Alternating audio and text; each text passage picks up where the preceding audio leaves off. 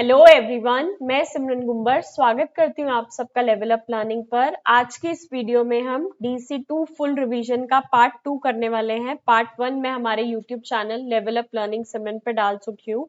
ये हमारा YouTube channel है लेवल अप लर्निंग सिमरन के नाम से। इसके ऊपर मैंने DC1 की फुल रिवीजन की ढेर सारी वीडियोस डाली हैं। DC2 का पार्ट 1 आ गया है, पार्ट 2 अब करवा रही हूँ, फिर पास्ट ईयर का क्वेश्चन पेपर करवाऊंगी और फिर DC3 की भी तैयारी कराऊंगी। तो हमारे इस चैनल को जरूर जरूर सब्सक्राइब कर लेना। आपको पता ही है, आप हमारी वीडियोस देखते आ रहे हो तो हम कैसे पढ़ाते हैं। हमारे MCQ हिंदी, इंग्लिश और ओडिया मीडियम में रहने वाले हैं, ताकि आप इनमें से किसी भी मीडियम में कंफर्टेबल हो, ये वीडियो आपको यूजफुल रहे। बिना किसी देरी के स्टार्ट करते हैं आज क्वेश्चन नंबर 101। निमोनिया डैश का संक्रमण है। Pneumonia is an infection of the, इसका करेक्ट आंसर है लंग्स, फेफड़े। देखो, निमोनिया एक गंभीर श्वसन संक्रमण यानी कि रेस्पिरेटरी इन्फेक्शन है जो फेफड़ों के वायु थैलियों में सूजन पैदा करता है, जिससे उसमें मवाद या फ्लूइड भर जाता है। इसलिए किसकी इन्फेक्शन है ये? लंग्स की इन्फेक्शन है। अगर आप मुझसे ये पूछो कि बाकी तीन ऑप्शंस का क्या है, ये देखो, पहला ऑप्शन है ब्रोंकी, ब्रोंकिस, इसके संक्रमण को ब्रोंकाइटिस कहते हैं। देखो, जो ब्रोंकी है ना, ये ब्रोंकी, इससे जो संक्रमण होता है उसको ब्रोंकाइटिस कहते हैं, निमोनिया नहीं। अगर आपके पास ये आ जाए कि ब्रोंकी से रिलेटेड क्वेश्चन आ जाए। थर्ड ऑप्शन है फेरिंक्स, गला, इसके संक्रमण या सूजन को फ्रेंगनाइटिस कहते हैं।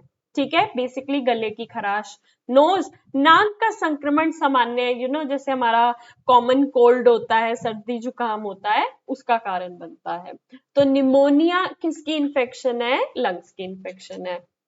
मैं आपको सिर्फ एक क्वेश्चन नहीं कराती, हर क्वेश्चन के अंदर उसके चारों ऑप्शन से जितने क्वेश्चन बनने के चांसेस होते हैं वो पढ़ाती हूँ, ताकि किसी भी टाइप का कोई भी क्वेश्चन आ जाए आप पेपर में टैकल कर पाओ। ठीक है जी, आगे चलते हैं। आगे अगला क्वेश्चन क्या कह रहा है? थ्रश एक फंगल संक्रमण है जिसकी पहचान डैश से होती है। किसकी पहचान होती है? जीभ और मुंह पर सफेद परत, white coating on tongue and mouth. देखो, ओरल थ्रश मुंह के अंदर और जीभ पर दही जैसी सफेद परत बना देता है। ये शिशुओं में, छोटे बच्चों में बहुत आम बात होती है। ठीक है जी। अब रेड टंग पूछ रहे हैं। अगर ये रेड टंग, लाल जीभ, लाल चमकदार जीभ आमतौर पर विटामिन B12 या फोलिक एसिड की कमी को दर्शाती है। ब्लीडिंग गम्स, मसूड़े से खून आना, बेसिकली विटामिन C की कमी को दर्शाती है, जिससे स्कर्वी होता है। येलो पैचेस, पीले धब्बे मुंह के छालों के ठीक होने के कारण या किसी अन्य संक्रमण से जुड़े हो सकते हैं, तो वो भी थ्रश नहीं है। चारों ऑप्शन समझा दिए। ठीक है, आगे चलते हैं। Pain on swelling is usually due to, निगलने में दर्द आमतौर पर डैश के कारण होता है। किसके कारण होता है? सोर थ्रोट और इनलार्ज टॉन्सिल्स, गले में खराश या सूजे टॉन्सिल्स। ठीक है जी।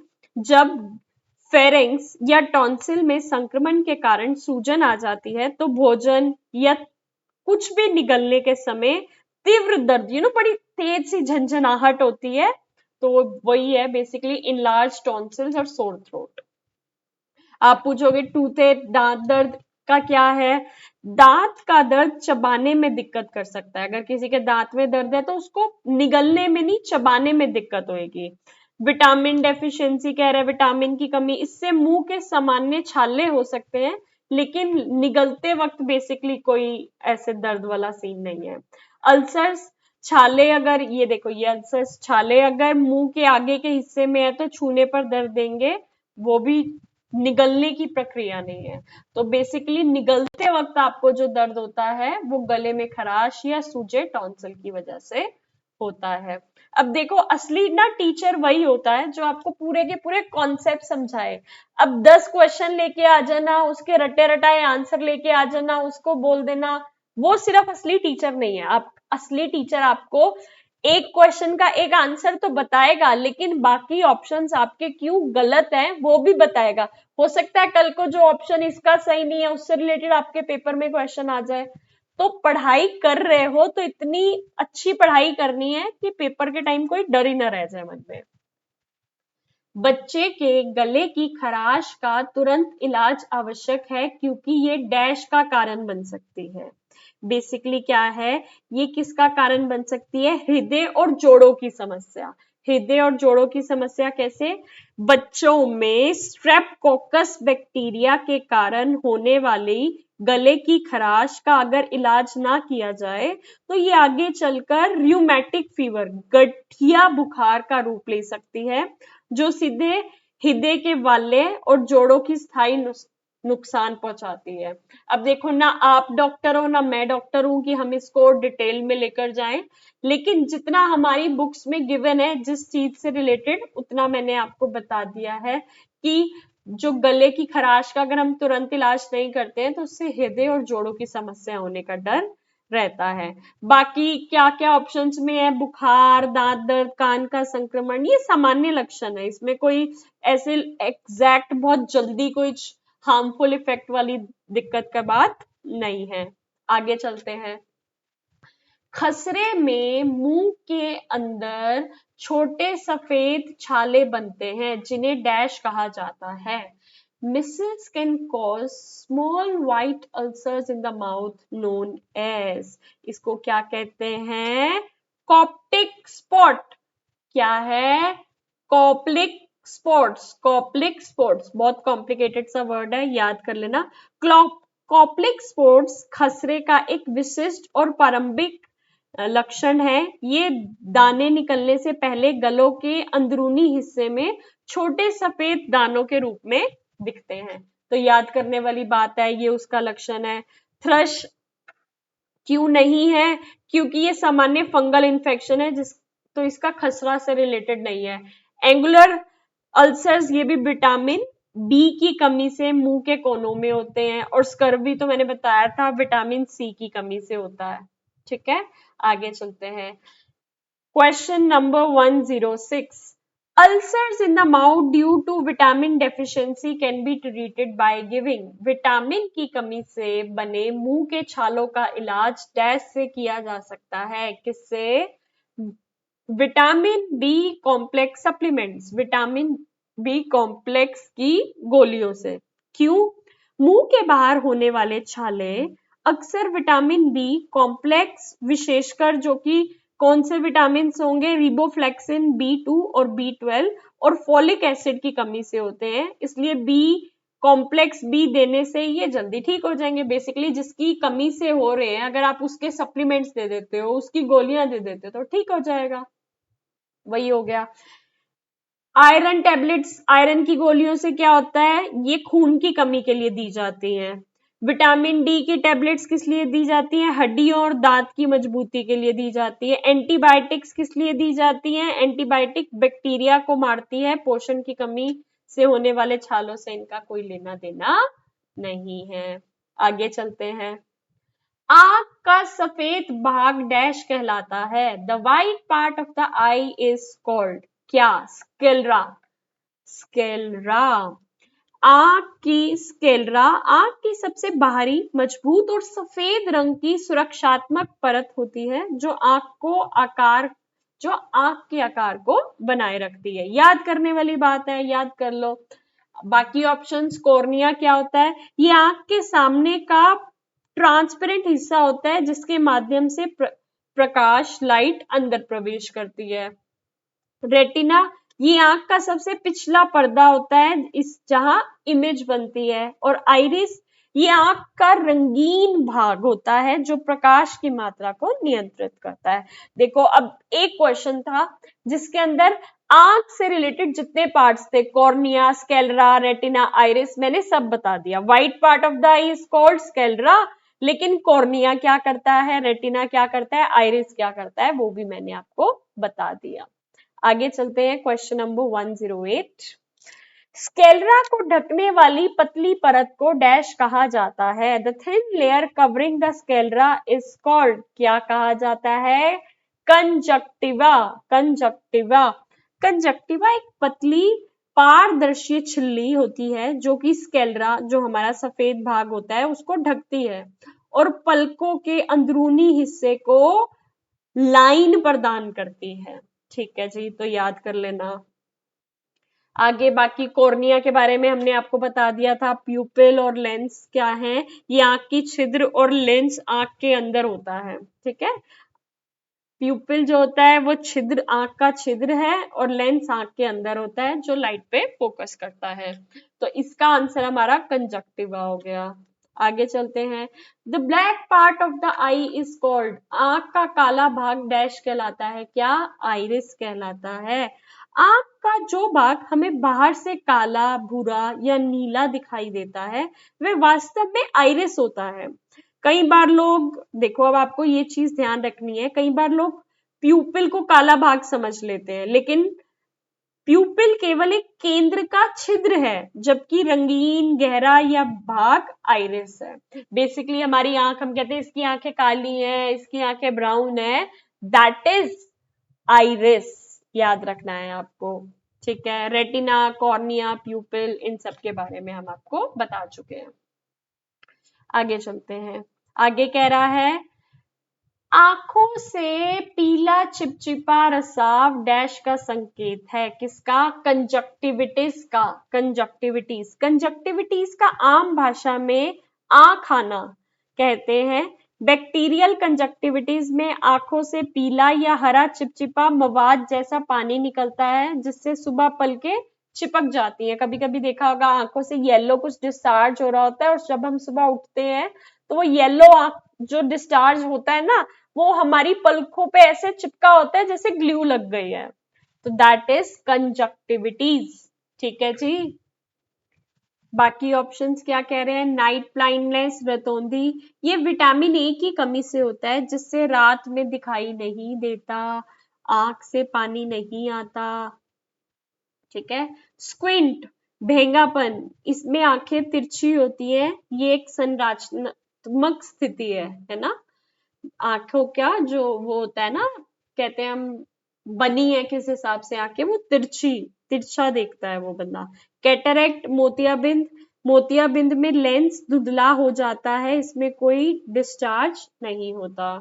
आगे चलते हैं। अगला क्वेश्चन क्या कहता है, फुंसी स्टाई डैश के संक्रमण से होती है। Stye is caused by the infection of the eyelash root, पलकों के बाल की जड़ से होती है, ठीक है जी। स्टाई पलकों के बालों के रोम या वह स्थिति तेल ग्रंथियों में होने वाला एक दर्दनात्मक बैक्टीरियल संक्रमण इन्फेक्शन है। बेसिकली इजी शब्दों में आपको बताऊं तो हमारी आईलैश जहां से उगती है, आईलैशेस जहां से उगती है ना, उसकी रूट्स में जो इन्फेक्शन हो जाती है, बैक्टीरियल इन्फेक्शन, उससे स्टाई होता है। आगे चलते हैं। कौन सा कार्यक्रम फलों और सब्जियों जैसे सुरक्षात्मक खाद्य पदार्थ को उगाने के लिए प्रोत्साहित करता है? Answer is applied nutrition programme. Applied nutrition programme 1960 के दशक में शुरू किए गए अप्लाइड न्यूट्रिशन प्रोग्राम का मुख्य उद्देश्य ग्रामीण क्षेत्रों में पोषण के प्रति जागरूकता बढ़ाना था और किचन गार्डन के माध्यम से फल सब्जियां उगाने को बढ़ावा देना था, ठीक है जी। तो इसका करेक्ट आंसर है अप्लाइड न्यूट्रिशन प्रोग्राम। और बाकी अगर आप मिड डे मील की बात करो, मध्याह्न भोजन, इसका काम स्कूलों में बच्चों को पका हुआ भोजन देना है। आईसीडीएस ये बच्चों और माताओं को पूरक पोषण और स्वास्थ्य सेवाएं आंगनवाड़ी के माध्यम से देता है। और लास्ट वाला नेशनल अनीमिया प्रोग्राम, राष्ट्रीय अनीमिया कार्यक्रम, ये मुख्य रूप से आयरन की कमी को दूर करने के लिए है। आगे चलते हैं। आगे क्या कह रहा है, भारत में राष्ट्रीय टीकाकरण कार्यक्रम की शुरुआत डैश में हुई थी, 1986 में हुई थी, ठीक है जी। आगे चलते हैं। आगे क्या कह रहा है, राष्ट्रीय टीकाकरण कार्यक्रम का मुख्य उद्देश्य बच्चों और महिलाओं को डैश से बचाना है। किससे बचाना है, इन्फेक्शियस डिसीजेस, संक्रामक रोग से बचाना है। टीकाकरण हमेशा संक्रामक रोगों जो कि इन्फेक्शियस होती है, कम्युनिकेबल होती है, एक दूसरे से फैलती है, जैसे पोलियो, टीबी, खसरा और टिटनेस के खिलाफ इम्यूनिटी बनाने के लिए दिया जाता है, ठीक है जी। आगे चलते हैं। आगे कह रहा है BCG टीका डैश से बचाता है। BCG का टीका हमने पहले भी पढ़ा था, ट्यूबरक्लोसिस क्षय रोग से बचाता है। BCG का अगर पूरा नाम पूछो तो बैसिलस कैलमेटे-ग्यूरिन है। ये टीका नवजात शिशुओं को टीबी जैसे जानलेवा बीमारी से बचने के लिए जन्म के तुरंत बाद लगाया जाता है। ठीक है जी। टेटनस क्या होता है? इसके लिए डीपीटी या टीटी का टीका लगता है। मीसल्स, इसके लिए खसरे का मीसल्स एमआर का टीका अलग से लगता है। और पोलियो, इसके लिए ओपीवी या आईपीवी का टीका दिया जाता है। बीसीजी के लिए क्या? बीसीजी किससे प्रोटेक्ट करता है? ट्यूबरक्लोसिस से प्रोटेक्ट करता है। ठीक है जी, आगे चलते हैं। बाकी बहुत बच्चों के कमेंट आ रहे थे कि मैम हम आपके एमसीक्यूज की पीडीएफ लेना चाहते हैं। अगर आप अपने एग्जाम्स की तैयारी के लिए हर चैप्टर के यूनिट वाइज एमसीक्यूज लेना चाहते हो, कि आप जैसे ये जो मैं रिविजन्स करा रही हूँ इसमें तो कुछ स्पेसिफिकली क्वेश्चंस लेकर आई हूँ ना, लेकिन अगर आप पूरे के पूरे क्वेश्चंस चाहते हो यूनिट वाइज जिसमें अंदर सारे कॉन्सेप्ट्स को कवर कर रहे हैं, तो पर सब्जेक्ट 100 रुपीज के हैं। तीनों सब्जेक्ट्स के आपको 300 में एमसीक्यूज मिल जाएंगे, जो कि आपकी एग्जाम्स की तैयारी में आपको बहुत ही मदद करेंगे। लेवल अप लर्निंग का कॉन्टेक्ट नंबर ये स्क्रीन पे शो हो रहा है, इसके व्हाट्सएप पे मैसेज कर देना कि एग्जाम्स की तैयारी के लिए एमसीक्यूज लेने हैं, आपके पास डिटेल्स आ जाएंगी, आप पे करके ले सकते हो। ये एमसीक्यूज इतने अच्छे से डिजाइन किए गए हैं जो कि आपको मदद करेंगे बहुत ही अच्छे मार्क्स स्कोर करने के लिए। अगर आप लेना चाहो तो ले सकते हो, उसको एक बार पढ़ना, 2 बार पढ़ना, सारे कॉन्सेप्ट्स आपके माइंड में फिट कर जाएंगे। Back to the question. Question क्या कह रहा है? टीकाकरण कार्यक्रम में सामुदायिक भागीदारी की कमी डैश के कारण होती है। Lack of community participation in the immunization programme is due to lack of knowledge and cultural belief. ज्ञान की कमी और सांस्कृतिक मान्यताएं।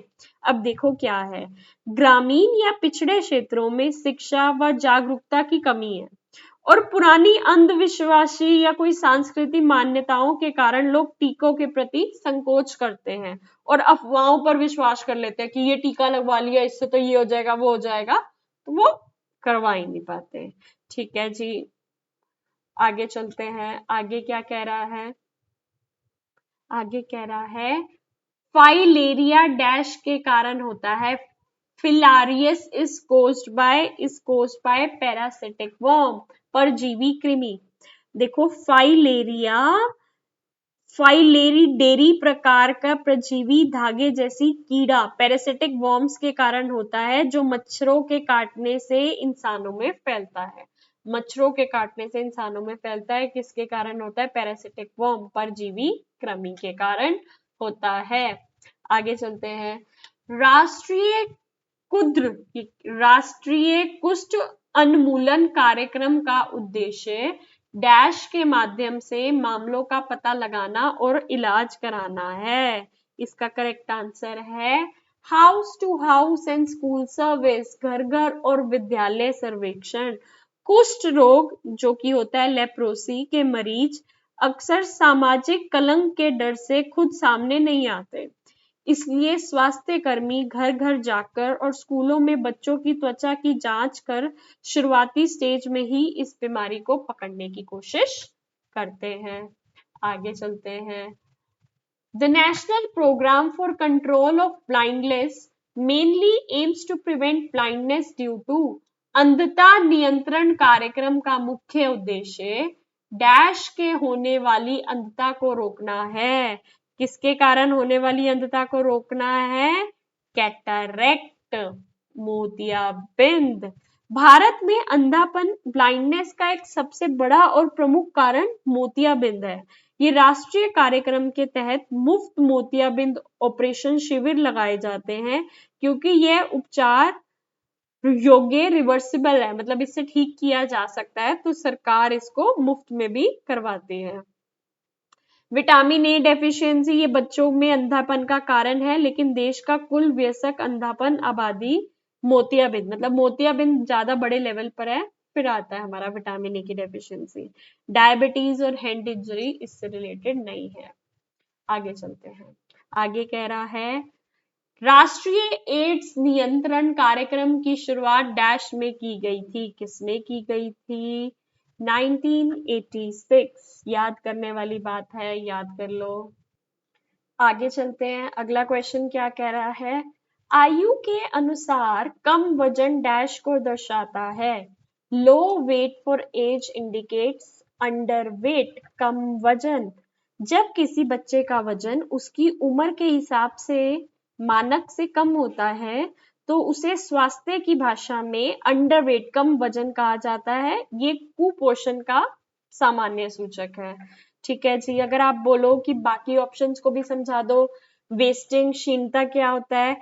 यह ऊंचाई के मुकाबले कम वजन को दर्शाता है। सूखापन, लो वेट फॉर हाइट, हाइट तो है लेकिन उसका वेट कम है, सूखापन है उसके अंदर।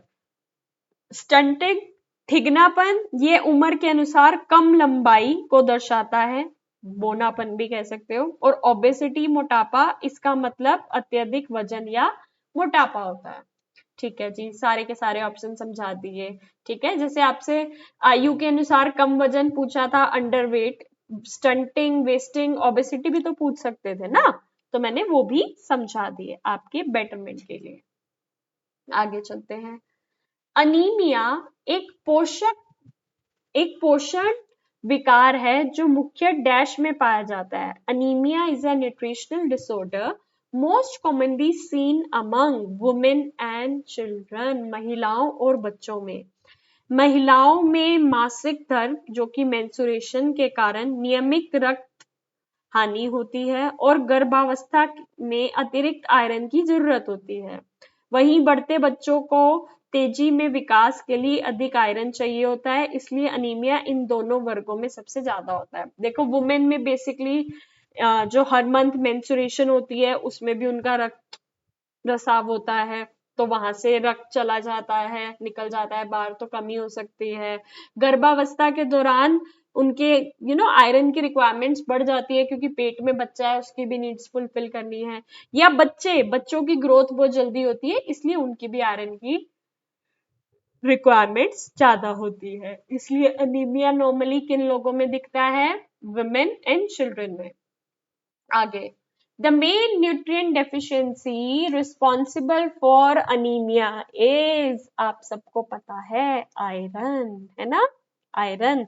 शरीर में हीमोग्लोबिन, रेड ब्लड सेल्स बनाने के लिए आयरन सबसे जरूरी तत्व है। आयरन की कमी से हीमोग्लोबिन नहीं बन पाता, शरीर में ऑक्सीजन की कमी हो जाती है और इसे ही तो हम अनीमिया कहते हैं। विटामिन ए ये आंखों की रोशनी के लिए जरूरी है। कैल्शियम किस लिए जरूरी है? हड्डियों और दांतों की मजबूती के लिए जरूरी है। विटामिन डी कैल्शियम को सोखने, ऑब्जर्व करने के लिए जरूरी है। आगे चलते हैं।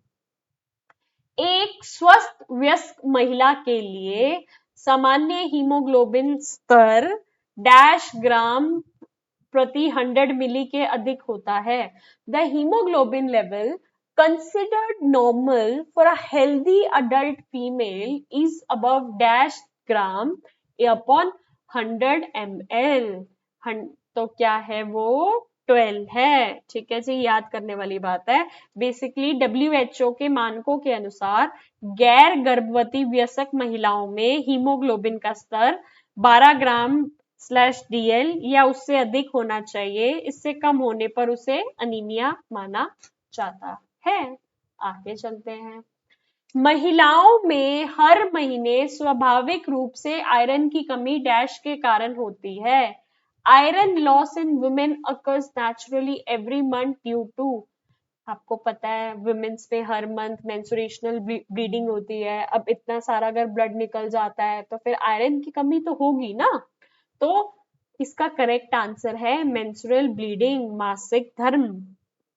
हर महीने होने वाले पीरियड्स या मासिक धर्म के दौरान शरीर में जो खून बाहर निकल जाता है उसके साथ काफी मात्रा में आयरन भी नष्ट हो जाता है।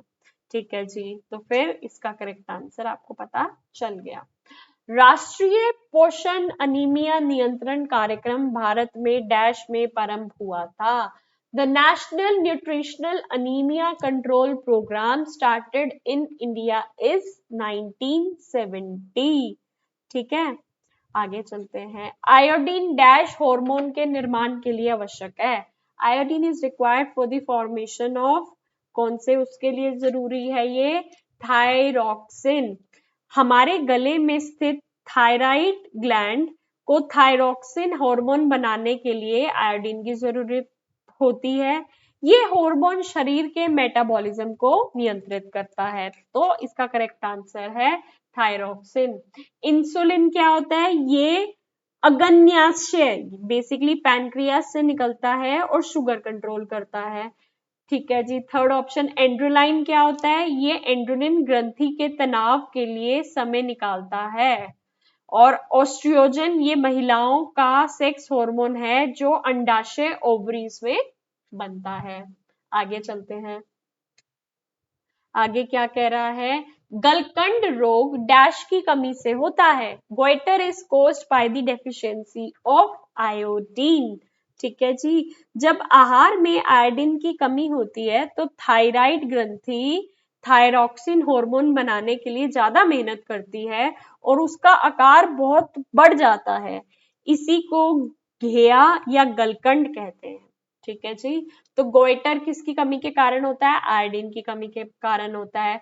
कैल्शियम को अगर हम समझा दें, इसकी कमी से रिकेट्स या ऑस्टियोपोरोसिस हड्डियों की कमजोरी होती है। ठीक है जी, जिनके अंदर कैल्शियम की कमी होगी उसको रिकेट्स हो सकता है या ऑस्टियोपोरोसिस हो सकता है जो कि हड्डियों की कमजोरी है।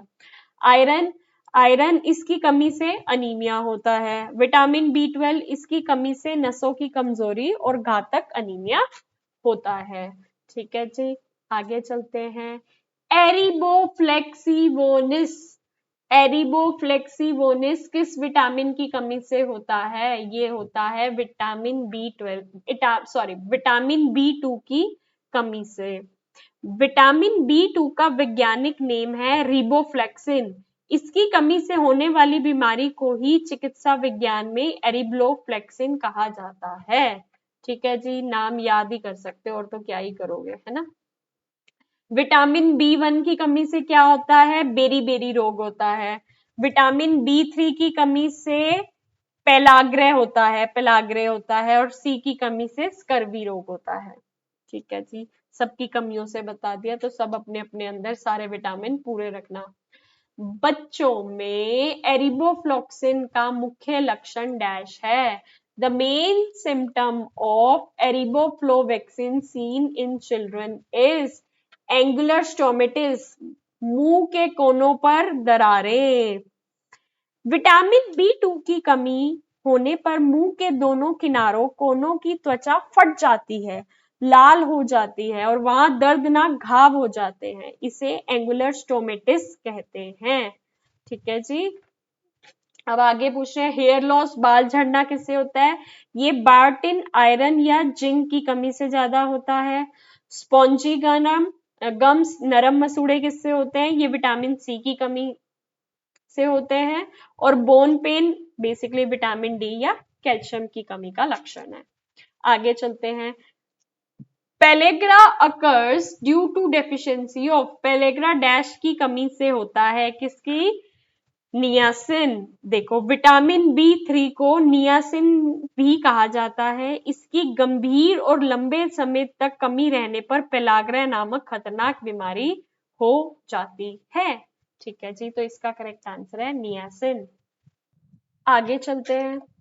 पेलग्रा के 3 मुख्य लक्षण हैं। 3 मेन सिम्टम्स ऑफ पेलग्रा आर, क्या है, डर्मेटिस, डायरिया एंड डिमेंटिया, त्वचा रोग, दस्त और मानसिक विकार। अब देखो पेलग्रा को 3 Ds की बीमारी कहा जाता है, जिसके अंदर डर्मेटिस त्वचा पर पपड़ीदार दाने, डायरिया लगातार दस्त और डिमेंटिया यातायात कम होना, याददाश्त कम होना, मानसिक भ्रम होना। इलाज ना मिलने पर चौथा डी इसकी मृत्यु भी हो सकता है। बस लर्न कर लो, बहुत ही ज्यादा जरूरी है। आगे चलते हैं। Beri is cause due to deficiency of, beri dash की कमी से होता है। अभी मैंने पहले भी बताया था विटामिन बी 1। विटामिन बी 1 का रासायनिक नाम थियामिन है। इसकी कमी से बेरी रोग होता है जो हमारे दिल या तांत्रिक तंत्र? तांत्रिक तंत्र होते हैं हमारे नर्वस सिस्टम को कमजोर कर देता है। ठीक है जी, तो विटामिन B1 बेसिकली क्या होता है? थियामिन, बेरी इसकी डेफिशिएंसी। आगे चलते हैं। भारतीय आहार में विटामिन सी का सबसे अच्छा स्रोत डैश है। The richest source of vitamin C in Indian diet is, क्या है? आंवला। आंवला, ठीक है जी। आंवला विटामिन सी का सबसे शक्तिशाली और प्रचुर प्राकृतिक स्रोत है। एक छोटे से आंवले में कई नींबू और संतरों के बराबर विटामिन सी पाया जाता है। आगे चलते हैं। The part of the body affected by lythyrism is, लिथरिज्म शरीर के किस भाग को प्रभावित करता है? तंत्रिका तंत्र को, दैट इज नर्वस सिस्टम। लिथरिज्म एक न्यूरोलॉजिकल बीमारी है। ये खेसारी दाल के अत्यधिक सेवन से होती है। इसमें मौजूद डैक्टिन हमारे नर्वस सिस्टम को नुकसान पहुंचाता है, जिससे पैरों में पैरालिसिस, लकवा मार जाता है। ठीक है जी, आगे चलते हैं। भारत में पोषण कार्यक्रमों का मुख्य उद्देश्य डैश से लड़ना है। The main aim of nutritional programme in India is to combat, क्या? मैल न्यूट्रिशन, कुपोषण। भारत में बच्चों और महिलाओं में कुपोषण, चाहे वह एक अंडर न्यूट्रिशन हो या विशिष्ट विटामिनों की कमी हो, बहुत ही बड़ी समस्या है। सभी पोषण कार्यक्रम जैसे ICDS, मिड डे मील इसी को मिटाने के लिए काम करते हैं। आगे चलते हैं। आगे क्या कह रहा है? राष्ट्रीय पोषण अनीमिया नियंत्रण कार्यक्रम मुख्य डैश को लक्षित करता है। The national nutritional anaemia control programme mainly targets pregnant women and children, गर्भवती महिलाएं और बच्चे। गर्भावस्था के दौरान भ्रूण के विकास के लिए मां को 2 गुना खून की जरूरत होती है। छोटे बच्चे तेजी से बढ़ते हैं, इसलिए ये दोनों समूह इन अनीमिया के प्रति सबसे वनरेबल होते हैं, मतलब इनको सबसे ज्यादा डर रहता है अनीमिया का। The focal point of ICDS, ICDS की फुल फॉर्म क्या है? Integrated child development services is, क्या है फोकल पॉइंट? आंगनवाड़ी। आप सबको पता है ICDS की सभी योजनाएं जैसे पूरक आहार, टीकाकरण की निगरानी, प्री स्कूल शिक्षा गांव-गांव में स्थापित आंगनवाड़ी केंद्रों के माध्यम से ही दी जाती है। ठीक है। How many calories are provided daily to children under ICDS? ICDS के तहत बच्चे को प्रतिदिन कितनी कैलोरी दी जाती है? 300 कैलोरी दी जाती है। ICDS के मानकों के अनुसार 6 महीने से 72 महीने 6 साल के सामान्य बच्चे को प्रतिदिन पूरक पोषण के रूप में 300 कैलोरी और 8 से 10 ग्राम प्रोटीन आंगनवाड़ी में दिया जाता है। ठीक है जी। और गंभीर रूप से जो कुपोषित बच्चे हैं उनमें तो इसकी मात्रा बढ़ा देते हैं। Mid day meal programme mainly targets, mid day meal programme mainly किसे टारगेट करता है? स्कूल चिल्ड्रन को, विद्यालय जाने वाले बच्चों को। मिड डे मील योजना सरकारी व सरकारी सहायता प्राप्त स्कूलों में पढ़ने वाले कक्षा 1 से लेके 8 तक के स्कूली बच्चों के लिए है, ताकि उनका नामांकन बढ़े और दोपहर में उनकी पौष्टिक भोजन की रिक्वायरमेंट्स पूरी हो जाए। MDM, मिड डे मील भोजन प्रत्येक बच्चे को लगभग डैश किलो ऊर्जा प्रदान, किलो कैलोरी एनर्जी प्रदान करते हैं। कितनी? 450 से 500 मिड डे मील। ठीक है जी। अब यहाँ पे कह रहे हैं मिड डे मील योजना के तहत प्राथमिक school, that is primary school class 1 to 5 के प्रत्येक बच्चे को प्रतिदिन कम से कम 450 कैलोरी और 12 ग्राम प्रोटीन देना अनिवार्य है। उच्च प्राथमिक के लिए ये 700 कैलोरी तक होता है, इसलिए औसतन रेंज हमने 450 से 500 सही बताई है। आगे चलते हैं। मध्य ऊपरी भुजा की परिधि MUAC का मापन मुख्य डैश आयु के बच्चों के लिए किया जाता है। किसका है? 1 से 5 साल के बच्चों के लिए।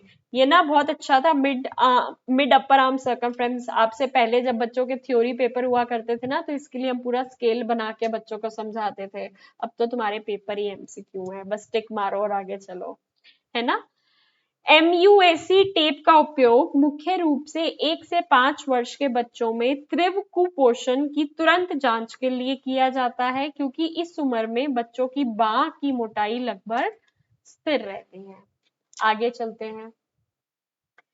MUAC मापन 12.5 सेमी से कम होने पर डैश को दर्शाता है, that is severe malnutrition, गंभीर कुपोषण। देखो अब क्या कहते हैं, यदि 1 से 5 वर्ष के बच्चे की ऊपरी बाएं का घेरा 12.5 सेंटीमीटर से कम, विशेषकर 11.5 सेंटीमीटर से कम लाल क्षेत्र में आता है, तो ये दर्शाता है कि बच्चा गंभीर कुपोषण, सेवियर माल न्यूट्रिशन है। ठीक है, मध्यम से गंभीर कुपोषण का शिकार है और उसे तुरंत इलाज की जरूरत है। ठीक है जी, आगे चलते हैं। A child with low height for age is said to be suffering from, आयु के अनुसार कम ऊंचाई वाला बच्चा ठिगनापन, स्टंटिंग से पीड़ित माना जाता है। ये सारे कॉन्सेप्ट्स मैंने आपको पहले बताए थे, वेस्टिंग, स्टंटिंग, अंडरवेट और मोटापा। आगे चलते हैं। आगे क्या कह रहा है, आगे कह रहा है जैव रासायनिक मूल्यांकन में डैश का विश्लेषण शामिल होता है। Biochemical assessment involves analysis of शरीर में तरल पदार्थों में पोषक तत्वों के स्तर, nutrients level in body fluids.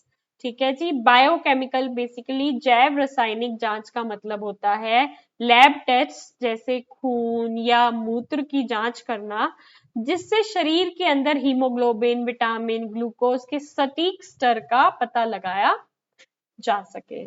आगे चलते हैं। In growth monitoring a downward growth curve shows, वृद्धि निगरानी में नीचे जाती हुई वृद्धि रेखा डैश को दर्शाती है, इलनेस और वेट लॉस, बीमारी या वजन को घटते हुए को दर्शाती है। Growth chart divides nutritional status into dash grades, वृद्धि चार्ट पोषण स्थितियों को कितनी श्रेणियों में विभाजित करता है, 4 श्रेणियों में विभाजित करता है। ठीक है जी, पारंपरिक भारतीय ग्रोथ चार्ट जो हुआ था WHO के आधार पे बच्चों के पोषण स्तर को जो बताता था, उसमें normal, grade 1 mild, grade 2 moderate, grade 3 4 severe. ठीक है, तो इस हिसाब से डिसाइडेड था। ठीक है, आगे चलते हैं। Fever with rapid breathing in a child is a sign of, तेज सांसों के साथ बुखार बच्चे में डैश का लक्षण है, गंभीर बीमारी का। कि फीवर भी हो गया और बहुत तेज तेज सांसें चल रही हैं, तो बच्चे में गंभीर बीमारी है, ध्यान रखना है या डॉक्टर के पास लेके जाना है। आगे चलते हैं। The first sign of meningitis in a child is, बच्चे में मेगनीजाइटिस का पहला लक्षण डैश होता है, गर्दन का पीछे की ओर सख्त होना, गर्दन का पीछे की ओर सख्त होना, स्टिफ नेक बेंडिंग बैकवर्ड, मेगनाइटिस का होता है ये। ठीक है जी, इसके अंदर बेसिकली मेगनाइटिस मस्तिष्क और रीढ़ की हड्डी की छलियों में होने वाली सूजन, इसका सबसे क्लासिक और शुरुआती लक्षण स्टिफ नेक, गर्दन में अकड़नपन होता है, जिससे बच्चा अपनी हड्डी की छाती से नहीं छू पाता और गर्दन पीछे की तरफ खिंचती है। ठीक है जी, आगे चलते हैं।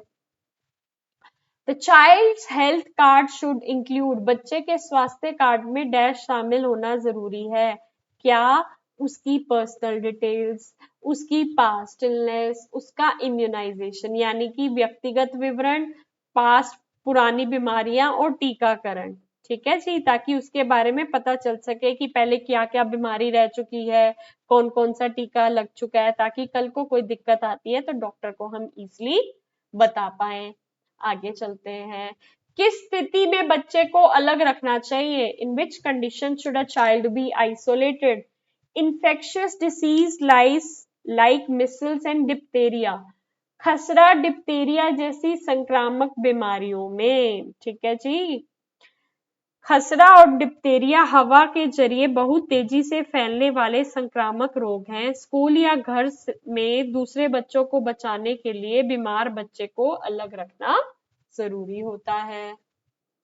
आगे चलते हैं। स्वास्थ्य कार्यकर्ता को प्रत्येक बीमार बच्चे की निगरानी करनी चाहिए ताकि ताकि सुधार और रोकथाम सुनिश्चित करा जाए, है ना। Ensure recovery and prevention. देखो बेसिकली जो फॉलो अप होता है ना, एक मुख्य उद्देश्य ये देखना होता है कि बच्चे की तबीयत में कितना सुधार आ रहा है, कितनी रिकवरी हो भी रही है या नहीं, अगर कोई दवाई दी है तो उसका कोई साइड इफेक्ट तो नहीं हो रहा, बीमारी ना हो इसलिए उसकी रोकथाम की जा सके। इसलिए इंश्योर रिकवरी एंड प्रिवेंशन बहुत ज्यादा जरूरी होता है। The alimentary system include organs like, पाचन तंत्र में डैश जैसे अंग शामिल हैं। स्टमक, इंटेस्टाइन्स, लिवर, पैनक्रियास, पेट, आंते, जिगर और अंगाशय। ठीक है जी, आगे चलते हैं। आगे क्या कह रहा है। बच्चे का सूजा हुआ पेट डैश के कारण हो सकता है। कीड़ों के संक्रमण, वॉर्म इन्फेस्टेशन। ठीक है, जब बच्चे के पेट में कीड़े हो जाते हैं तो उनका पेट फूल जाता है। स्वेलन एब्डोमेन और हाथ पैर पतले हो जाते हैं।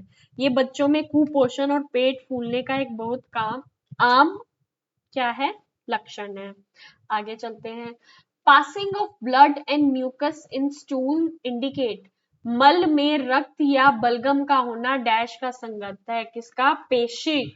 डायसेंट्री, डायसेंट्री क्या होता है, साधारण दस्त जो कि डायरिया में सिर्फ पानी जैसा मल आता है, लेकिन जब मल में खून और चिपचिपा बलगम हो आने लगे तो उसे पेशिश डायसेंट्री कहते हैं। ये आंतों में गंभीर इंफेक्शन के कारण होता है। Constipation is mainly caused by, कब्ज मुख्य रूप से किसके कारण होता है, lack of fibre in diet, भोजन में रेशे की कमी से होता है। हमारे भोजन में मौजूद फाइबर मल की को मुलायम बनाता है और आंतों को साफ रखता है। जब हमारे भोजन में फाइबर जैसे हरी सब्जियां, फल की कमी होती है तो मल कड़क हो जाता है, जिसकी वजह से कॉन्स्टिपेशन हो जाती है। बच्चों में कब्ज के इलाज में इनमें से किससे बचना चाहिए, किससे बचना चाहिए बच्चों के इलाज में, पुरगेटिव्स, पुरगेटिव्स तेज रेचक।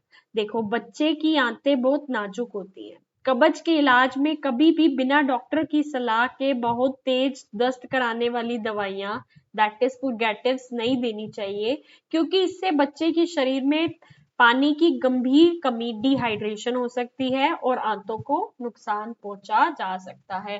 अब आप सोच रहे हो कि बच्चे को कॉन्स्टिपेशन है, आपने ऐसी दवाई ला दी जिससे बच्चे को दस्त लग जाए। ठीक है, अब बच्चा छोटा बच्चा है, उसकी जो आंतें हैं वो थोड़ी वीक होती हैं, अब उसको इतने दस्त लग गए कि ये ना हो कि बिल्कुल बच्चे की बॉडी से पानी की कमी हो गई, डिहाइड्रेशन हो गई, तो आपको डॉक्टर की सलाह लेनी है। दस्त का सबसे खतरनाक प्रभाव है क्या, डिहाइड्रेशन, निर्जलीकरण। बेसिकली वही है ना, बॉडी से पानी की कमी हो जाती है।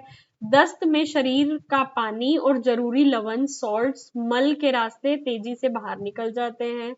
शरीर में पानी की इस अत्यधिक कमी को डिहाइड्रेशन, निर्जलीकरण कहते हैं। यदि समय पर पानी की कमी पूरी ना की जाए तो बच्चे की मौत भी हो सकती है। ORS stands for, ORS का पूरा नाम है ओरल रिहाइड्रेशन सॉल्यूशन, मौखिक पूर्ण जलीयकरण घोल। ये पानी, नमक और चीनी का एक सटीक मिश्रण होता है जिससे दस्त के दौरान शरीर में हुई पानी और नमक की कमी को दूर करने के लिए मुंह से ओरली पिलाया जाता है। Rice water stool is a characteristic sign of, चावल के पानी जैसा मल डैश का लक्षण है, किसका, कॉलरा, हेजा का। देखो हेजरा एक बहुत ही गंभीर और तेजी से फैलने वाला इन्फेक्शन है।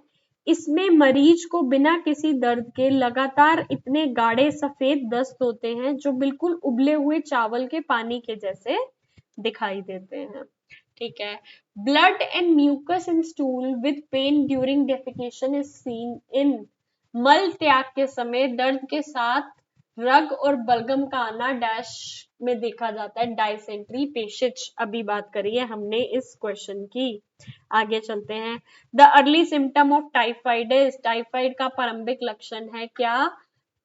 5 दिन से अधिक हल्का बुखार, low grade fever for more than 5 days. Typhoid की शुरुआत बहुत धीमी होती है, इसमें मरीज को शुरुआती दिनों में धीरे धीरे बढ़ने वाला हल्का बुखार आता है जो लगातार 5 दिनों से ज्यादा तक बना रहता है।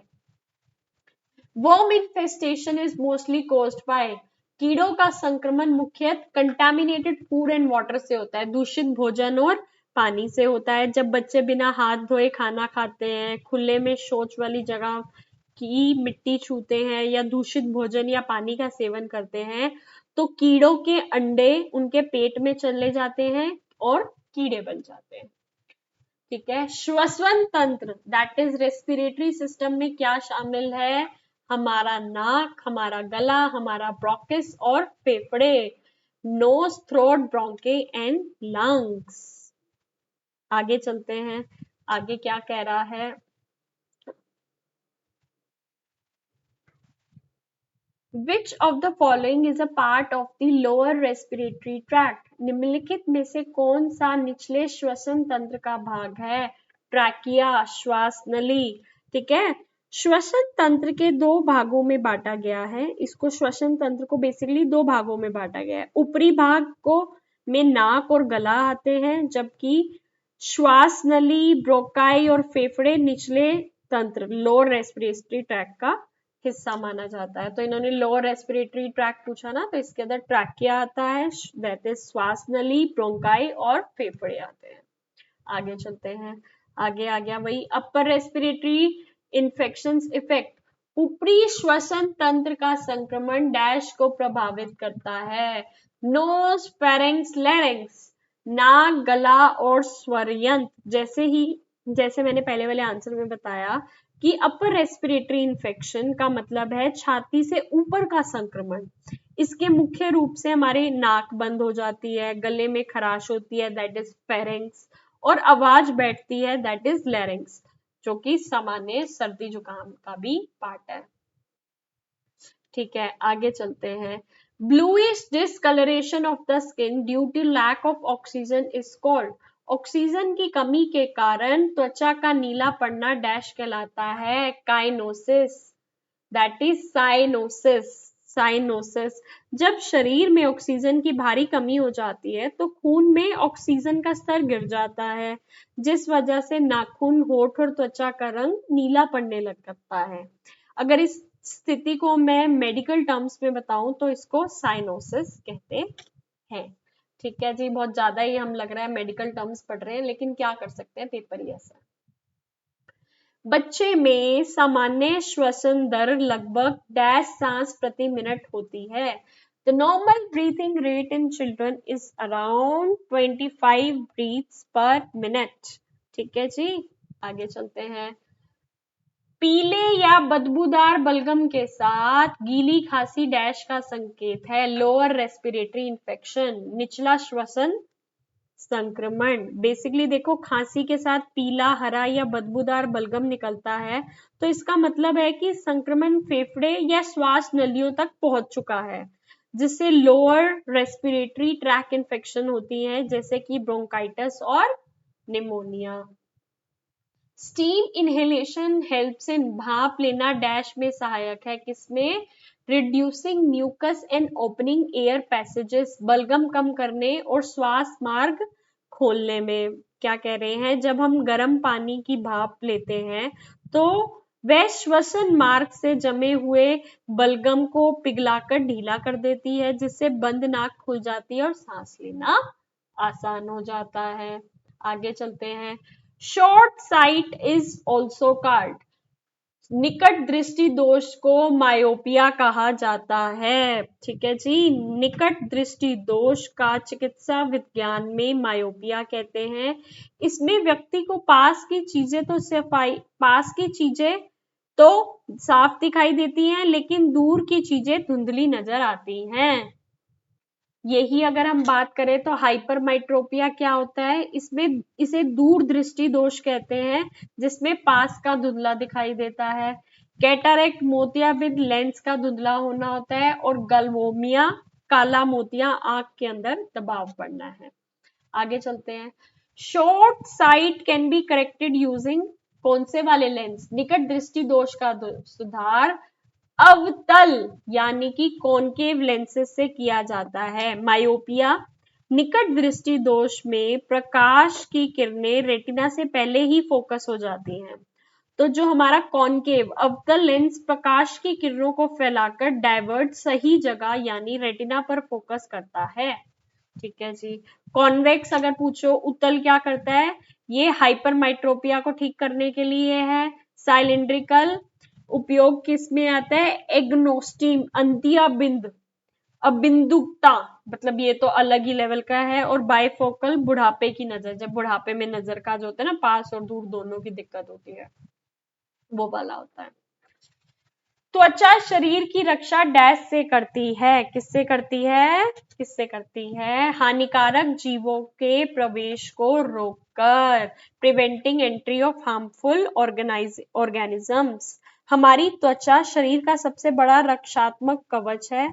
ये बाहर मौजूद हानिकारक बैक्टीरिया, वायरस या फंगाई को शरीर के आंतरिक अंगों में सीधा प्रवेश करने से रोक लेती है। आगे चलते हैं। Which of the following is the most common skin infection in children? बच्चों में सबसे आम त्वचा संक्रमण कौन सा है? खुजली, स्केबीज। बच्चों में स्केबीज एक बहुत ही आम और संक्रात्मक त्वचा रोग है, जो स्कैरकोटिस स्केबिल नामक एक छोटे माइट के कारण होता है। ये एक बच्चे से दूसरे बच्चे में छूने से तेजी से फैलता है। ठीक है जी। आगे चलते हैं। कुष्ठ रोग में कौन से लक्षण नहीं होता? Which symptom is not present in leprosy? कौन सा नहीं होता? इचिंग नहीं होता, खुजली नहीं होता, बाकी pale patch, loss of sensation, numbness होता है। कुष्ठ रोग की सबसे बड़ी पहचान ये है कि त्वचा पर जो हल्के रंग के धब्बे, पेल पैचेस तो होते हैं, ठीक है, उनमें कोई संवेदनशीलता नहीं होती और उनसे कभी खुजली नहीं होती, उनसे कभी खुजली नहीं होती। और इससे हमने क्या पूछा था? नॉट प्रेजेंट, तो इचिंग इज नॉट प्रेजेंट। आगे चलते हैं। उंगलियों और बगल में लाल खुजलीदार दाने किस बीमारी में होते हैं? Which condition causes red itchy lesions between fingers and armpits? ये होते हैं स्केबीज, खुजली में। ठीक है जी। क्योंकि स्केबीज खुजली का सबसे क्लासिक लक्षण यही है कि इसके बारीक लाल दाने और तीव्र खुजली मुख्य रूप से उंगलियों के बीच की जगहों में, कलाई में और आर्मपिट्स में होती है, और रात के समय खुजली बहुत ज्यादा बढ़ जाती है। Ringworm is caused by, ringworm dash के कारण होता है? किसके कारण होता है? फंगस के कारण, फंगल संक्रमण के कारण होता है। आगे चलते हैं। herpes zoster is caused by the same virus as, herpes zoster dash के समान वायरस से होता है। किससे? चिकन पॉक्स, चेचक। herpes zoster उसी वर्सिला जोस्टर वायरस के कारण होता है, जिससे बचपन में हमें चिकन पॉक्स होता है। ये वायरस शरीर में छिपा रहता है और बड़े होने पर, इम्यूनिटी कमजोर होने पर दोबारा सक्रिय हो जाता है। The part of the ear that helps maintain body balance is the, शरीर का संतुलन बनाए रखने की सहायता करने वाला कान का भाग क्या है? सेमी सर्कुलर कैनल्स, अर्धवृत्तकार नलिकाएं, अर्धवृत्तकार नलिकाएं। हमारे आंतरिक कान यानी कि इनर ईयर में सेमी सर्कुलर कनाल्स होती हैं, अर्धवृत्तकार नलिकाएं होती हैं, जिनमें एक फ्लूइड भरा होता है। जब हम चलते हैं या हिलते हैं तो ये फ्लूइड हमारे मस्तिष्क को संदेश भेजकर बॉडी का बैलेंस बनाए रखने में मदद करता है। आगे चलते हैं। Infection of the middle ear is known as, मध्य कान के संक्रमण को ओटिटिस मीडिया कहते हैं। कान के डॉक्टर की भाषा में ओटिटिस का मतलब कान की सूजन, संक्रमण, और मीडिया का मतलब मध्यम भाग है, इसलिए मध्य कान के संक्रमण को ओटिटिस मीडिया कहते हैं। Hard wax in the ear causes, कान में जमी कठोर मैल डैश का कारण बन सकती है, किसका? कान दर्द और हल्का बहरापन। ठीक है जी। जब कान के अंदर की मैल बहुत पुरानी और सख्त हो जाती है तो वो कान की नली पर दबाव डालती है, जिससे तेज कान दर्द होता है, आवाज रुकने के कारण हल्का बहरापन भी हो जाता है। आगे, pus discharge from the ear occurs due to, कान से मवाद निकलना डैश के कारण होता है, कान के पर्दे के फटने से, परफोरेशन ऑफ ईयर ड्रम। ठीक है, जब मध्य कान के संक्रमण के कारण बहुत सारा पस जमा हो जाता है तो दबाव बढ़ने से कान का पर्दा फट जाता है और वह मवाद कान से बाहर आने लगता है। The normal body temperature is 37 degree Celsius. ठीक है, मानव शरीर का सामान्य और आदर्श तापमान 37 डिग्री सेल्सियस है, और अगर फ़ारेनहाइट में पूछोगे तो 98.6 फ़ारेनहाइट माना जाता है। इससे ऊपर जाने पर व्यक्ति को बुखार हो जाता है। आगे, fever with jaundice is caused bye, पीलिया के साथ बुखार किसके कारण होता है? इन्फेक्टिव हेपेटाइटिस, संक्रमण जैसे हेपेटाइटिस। ठीक है जी।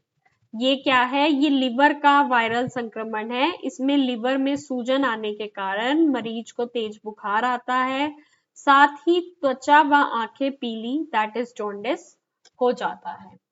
आगे चलते हैं। Fever with stiffness of the body indicates, शरीर में जकड़न के साथ बुखार डैश का संकेत है, किसका? टेटनस घनुसतम।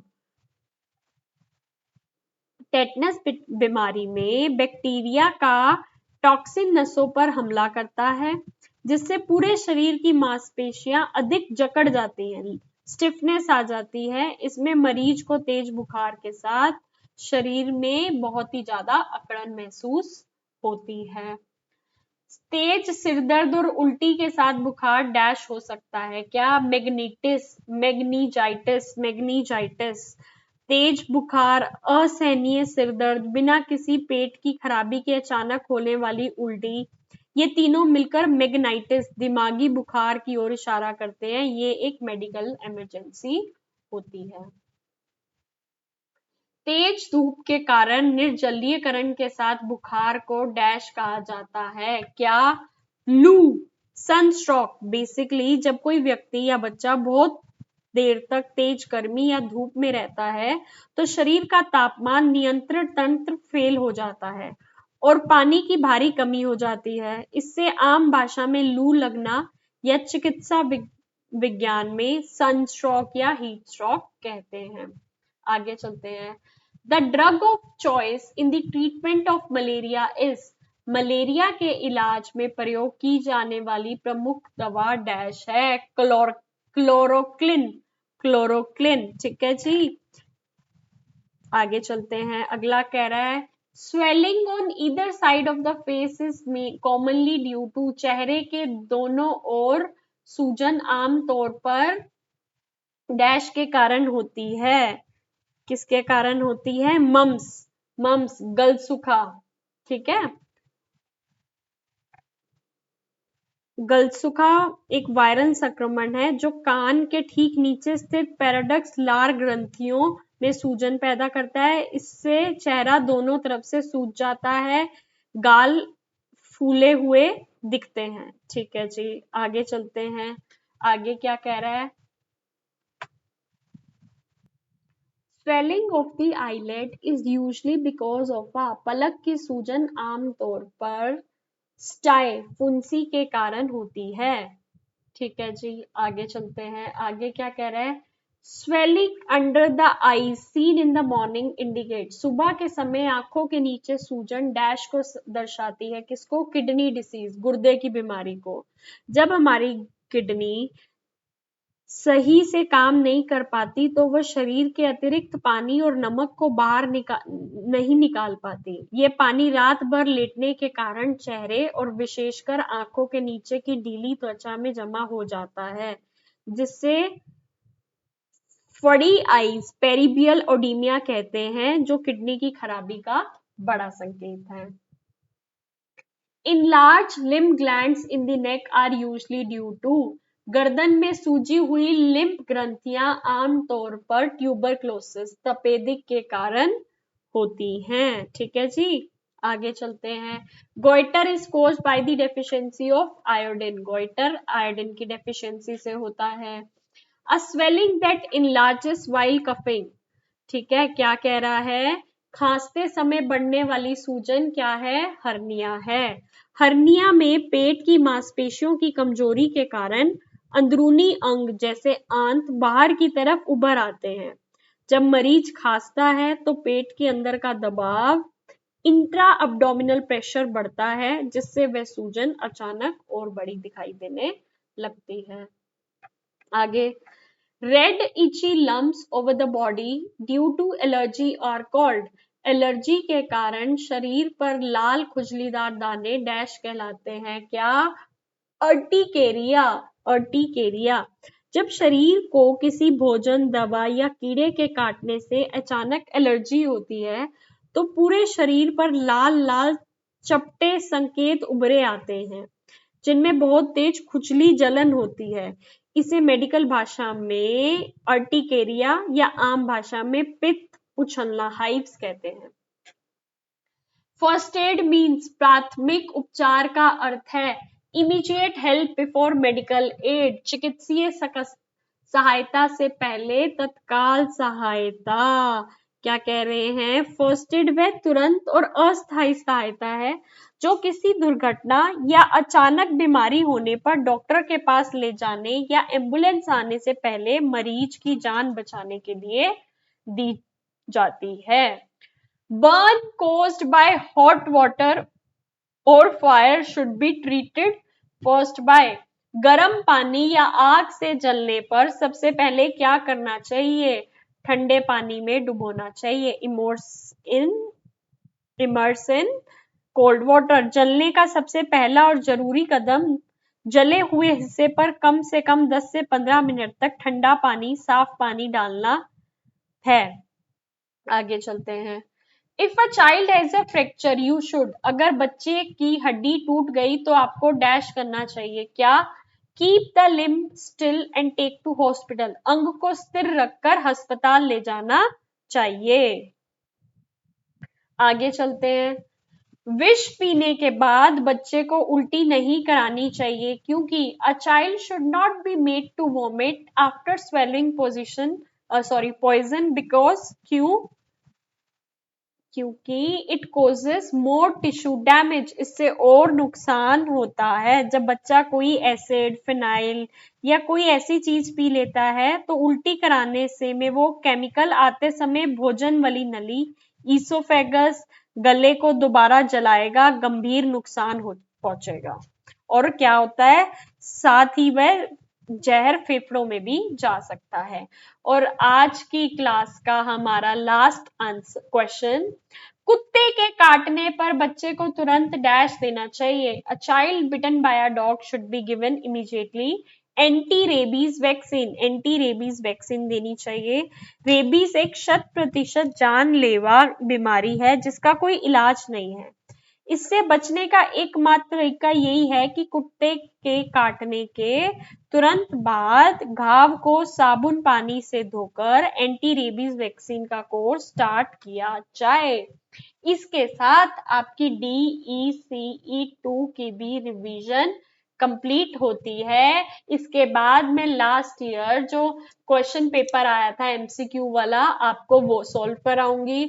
उसके बाद DC3 की तैयारी कराऊंगी। अगर आप यूनिट वाइज सारे MCQs लेना चाहते हो, ये तो स्पेसिफिकली पूरे सिलेबस से कुछ कुछ बहुत ही कम MCQ में लेकर आई हूँ।